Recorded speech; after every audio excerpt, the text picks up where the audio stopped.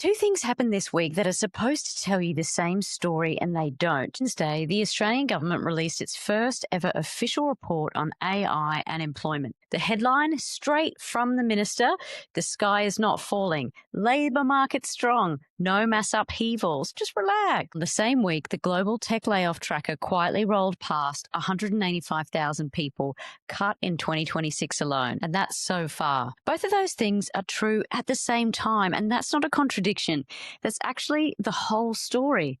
Let's get into it. This is Career Jams The Riff, and I'm Beck McIntosh. So on the 8th of July, the Department of Employment and Workplace Relations dropped the first government report actually trying to measure whether AI is hitting Australian jobs. Built by the Office of the Chief Economist using ABS labour force data and the Jobs and Skills Australia Vacancy Index, this is the real deal. The top line finding it, there's no broad AI-driven upheaval. Youth employment's holding up, occupational reshuffling hasn't sped up, and unemployment is sitting at 4.2%, which is genuinely below any pre-COVID decade average. On paper, that's a good news story and the minister ran with it, but here's the number that's doing the actual work, and it's sitting 3 paragraphs down from the press release. Since November 2022, that's when ChatGPT launched, employment in the most AI-exposed occupations has grown 5.6%. In the least exposed occupations, it's grown 9.5%. It's grown 9.5%. Same economy,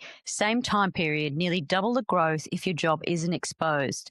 The report's own modelling says that translates to roughly 2% if the pre-ChatGPT trend had just kept going. Now, is that a mass job loss? No. Is it nothing to see here? Also no.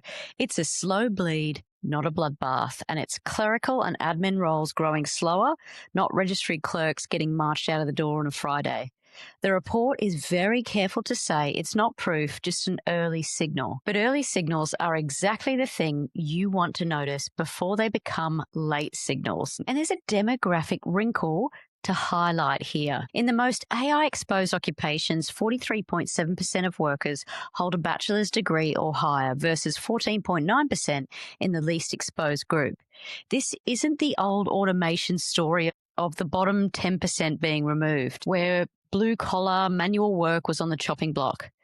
This time, it's degree holders in office jobs, writing, data processing, documentation gurus, customer comms. The exposure map is looking different, and white-collar workers are going to take a hit. This week, the layoff ledger. Zoom out and let's see what the rest of the world is doing. Challenger Gray and Christmas, the outplacement firm that tracks this stuff for a living, says AI went from being cited in 0.6% of layoff announcements in 24 to 4.5% in 2025 to a full 25% in March of this year. That's a significant change in a very short amount of time. And the names keep stacking up. Microsoft cutting thousands more roles this July. It's their third round in about 12 months while restructuring around AI infrastructure. Cisco cutting 4,000 jobs off the back of better than expected profits, with the CFO openly saying that it's a realignment around AI, not a cost problem. Cloudflare cut 20% of its workforce in the same quarter. It posted record revenue. I think you're seeing the pattern now. Record profits, AI investment through the roof,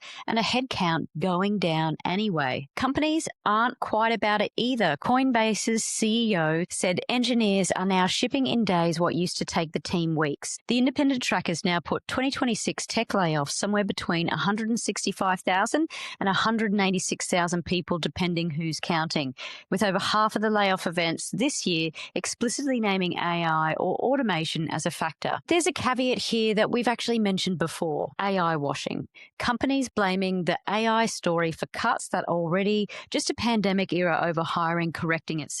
Both of these can be happening in the same numbers, and that's exactly why you've got to get clear on the data. Now to the part of the show where we're going to look for what psychologists and career researchers are actually finding, because the headlines never tell you what's happening to the person sitting inside all of this, watching the world swirl around. So the first one is that researchers at University of Florida have proposed a clinical model they're calling AI replacement dysfunction, AIRD for short. So this was published in the journal Cureus. It's described as a cluster of symptoms tied specifically to AI-driven job insecurity. anxiety, insomnia, loss of professional identity, and hopelessness. Point isn't to box everyone in who's nervous about AI. It's that clinicians are now seeing a distinct enough pattern that it needs its own name, separate from generic workplace stress. When the medical literature starts naming your dread, that tells you something about the scale of what we're experiencing. Second piece of research for this week. A University of Johannesburg study analysed over 1,400 Reddit posts about AI-driven job displacement using psychological contract theory. Basically, the unwritten deal between you and your employer. The finding was that AI-driven layoffs feel like a different kind of betrayal than a normal restructure. There's no manager to be angry with, there's no clear decision maker, and it reads as impersonal and arbitrary. And that lack of human target seems to make the distress harder to process and not easier. And third, a study out of China, 315 college students. They found that AI anxiety directly undermines career decision making. But what's running through the middle of that effect was career adaptability. People with stronger career adaptability, meaning they can stay curious, stay in control and stay flexible about what their career even means, had a lower AI anxiety, and it helped them make clearer decisions despite it. Self-efficacy on its own didn't move the needle that much.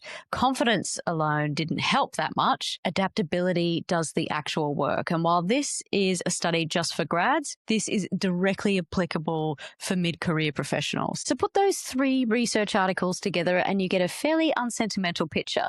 The fear is real enough that it's showing up in clinical literature already. And we know how far those journals are behind from actually getting published. That's a long process. I think what it's showing us is that the nature of this displacement is different to old school redundancy. The thing that actually buffers isn't positive thinking, it's specific, learnable skill set around adapting your career story as your conditions change. And I think the key takeaway is that we need some support mechanisms to help us not only change for the next change, but continually adapt to our circumstances. So where does that leave us this week? The government report and AI layoff tracker aren't disagreeing. They're describing 2 speeds of the same shift. Australia's labour market in aggregate is fine. Your occupation specifically might be quietly losing ground and you won't notice until you go looking for your next job. So if you actually want to know where you sit, instead of guessing from the headlines, that's what our AI exposure audit is. You can do it over a coffee. 5 links in the description and pinned in the comments. And that's Career Jam's The Riff AI Career News for this week. And if you found this helpful, please like and subscribe. And if you know someone who might need these insights to help them navigate their professional career, feel free to spread it like the jam.